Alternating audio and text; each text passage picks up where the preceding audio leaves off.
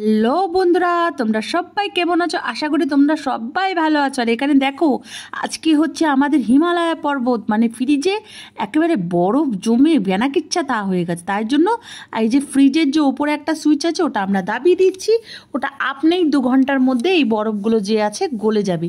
এই গরমের মধ্যে এই বরফগুলো যদি একটু গোলা করে বা ফ্রিজে একটুখানি যদি খেতাম বা একটুখানি চান করতে পারতাম, কি মজা বলো তো। এই যে এইটা দাবাতে হবে, তাহলে আমাদের ফ্রিজের সিস্টেম তোমাদের কিরম আমি জানি না, এটা দাবালেই আমাদের মনে করো হয়ে যাবে।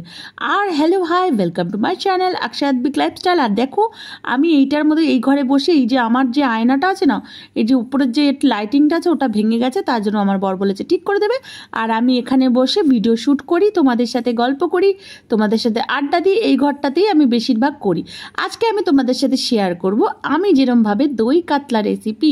ঘরে কিচ্ছু নেই, দই কাতলা খেতে ইচ্ছা করছে, কোনো ব্যাপার না, আমি যেরমভাবে বলছি প্লিজ তোমরা ওরমভাবে করে দেখো, দেখবা ভালো হবে। আমি একটু নুন আর একটু হলুদ আর একটুখানি গোলমরিচের গুঁড়ো মাছটার মধ্যে মাখিয়ে আধা ঘন্টা রেখে দিয়েছিলাম। ভালো করে মাছটা আমি জানোই ধুয়ে নিয়েছি, এরকম দেখো মাছটাকে ভেজে নিয়েছি লাল লাল। আর এর মধ্যে আমি দেবো এখন হচ্ছে তোমার আদা রসুন বাটা, পেঁয়াজ আর টমেটো একবারে বেটে ওই মিক্সির যে জলটা ওটা একবার একটুখানি নিয়ে এর মধ্যে রেখেছি। এই মশলাটাকে আমি ভালো করে কষিয়ে নেবো, চাকা চাকা চাকা চাকা চাকা করে করে কষিয়ে নেবে, ঠিক আছে?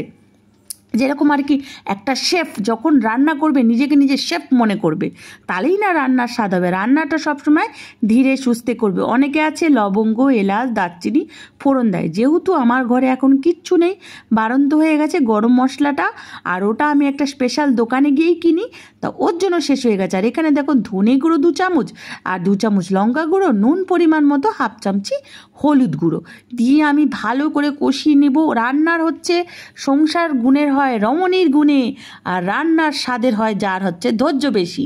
আর রান্না যদি না জানো তাহলে হচ্ছে বর তোমাকে ভালোবাসবে না। রান্না যদি বরকে বেঁধে রাখতে গেলে বরকে বেঁধে রাখতে গেলে কি করতে হবে? সুন্দর সুন্দর রান্না করতে হবে, তাই তো বন্ধুরা?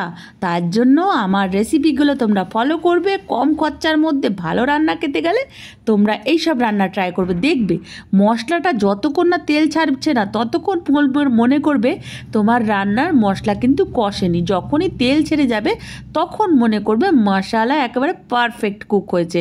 তারপরে অল্প একটু দই ফেটিয়ে দিয়ে দেবে, এর মধ্যে একটু চিনি দিয়ে দেবে। আমি দিতে ভুলে গেছিলাম, তুমি দিয়ে দেবে, আমি কিন্তু দেখাতে ভুলে গেছি, দিতে কিন্তু ভুলিনি।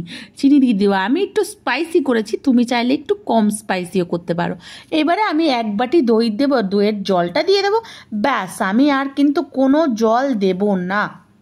তারপরে মাছগুলো দিয়ে দেবো, আস্তে আস্তে সিমে ফুটবে, মাছের মধ্যে মশলা ঢুকবে, যত যা আছে সব কিছু একবারে ঢুকে পুকে একেবারে একেবারে মানে একেবারে সোহাগা স্বাদে একেবারে সুপার সুপার সুপার। আমি খেয়েছিলাম, আমি নিজের জিভে নিজেই দিচ্ছি। আর তোমরা তো যেহেতু আমাকে সাবাস বাবা করবে না, তাই আমি নিজেকে নিজেই সাবাস করে দিচ্ছি। আমার বড় বলেছে হেভি হয়েছে কিন্তু রান্নাটা, জানো তো?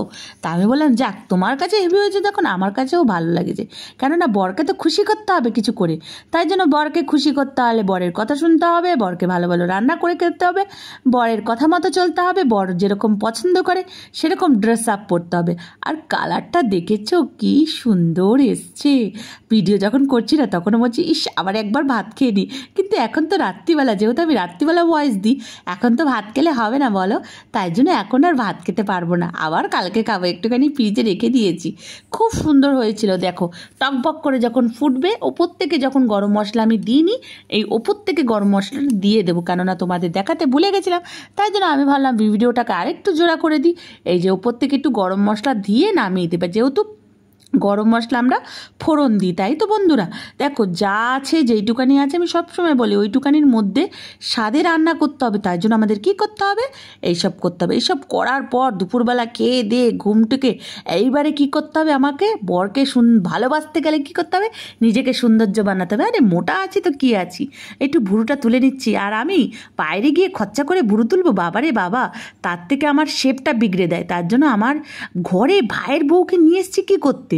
ভুরু তোলার জন্য তো। আর যেহেতু পার্লারের কাজ করে ওকে একেবারে পুরো দমে একেবারে ভুরু টুরু তুলিনি, কিন্তু ভাববেন না ফ্রিতে না, ওরও যেহেতু কাজে, যেহেতু ও টাকা নেবে না, ওকে কিছু একটা ভালো মন্দ খাইয়ে দিই বা কিছু একটা কিনে দিই। তো এই দেখো কারেন্ট চলে গেছে, 3 ঘন্টা হয়ে গেল কারেন্ট চলে গেছে, আর সেই হাওয়া বাতাস সেই রকম একটা ব্যবস্থা আর কি। তার জন্য সবাই মিলে বাইরে বসে আড্ডা দেওয়ার মজাটাই আলাদা হাওয়ার মধ্যে। আর আমার মা দেখো অপারেশন হয়েছে বলে কালো চশমা, দেখেছো? আমি মজা করছিলাম যে আমরা হচ্ছি ভিখারির লিডার হচ্ছে আমার মা, আর এ হচ্ছে ভিখারির রাজা। এই সব বলে মজা করছিলাম। ফ্যামিলি থাকলে একটা জায়গায় মজা আনন্দ এইসবই তো। আর দেখো এখানে দুইজনে একই কোলে বসে রয়েছে, এও ছাড়বে না আর ও ছাড়বে না, দুজনে বাচ্চা, যে যার কাছে ভালোবাসা পায় তার কাছে আর কি। আর আমার বর খালি আমাকে বলছে আজকে তো তোমাকে সেই লাগছে, কেননা অনেক দিন পর পর ভুরু তুললে না দেখবে একটুখানি রূপটা আলাদা রাখে। আর ভিডিওটা ভালো লাগলে কিন্তু তোমরা লাইক সাবস্ক্রাইব করতে ভুলবে না, আর রেসিপিটা কিন্তু ট্রাই করবে। তারপরে আমার শ্বশুর এসে বলছে তোমরা কি করছো এই রোদ্দুরের মধ্যে? আমি বললাম শ্বশুর মশাই আমাদের আড্ডার মধ্যে তুমিও জুড়ে যাও, চলো গল্প করি যতক্ষণ কারেন্ট না আসছে, আর কাজ কি। আর যদি বলো এই যে বাইরে লাইটটা জ্বলছে কেন, আমাদের এই এক লাইনটা কারেন্ট গেছে, আমাদের বাইরের লাইটটা হচ্ছে চার্জের লাইট, এখানে এনে রেখেছিলাম। তারপর আমার শ্বশুরও আসলো, কিছুক্ষণ আমরা সবাই মিলে গল্প করলাম, হাওয়া বাতাস, তারপর ঝিরিঝিরি বৃষ্টি হলো। তারপরে নিরাশা করে বৃষ্টিটা আর হলো না জানো তো। তারপরে কি খেয়ে দিয়ে ঘুমিয়ে পড়লাম। ভিডিওটা ভালো লাগলে লাইক সাবস্ক্রাইব ফলো করতে ভুলবে না। বাই বন্ধুরা।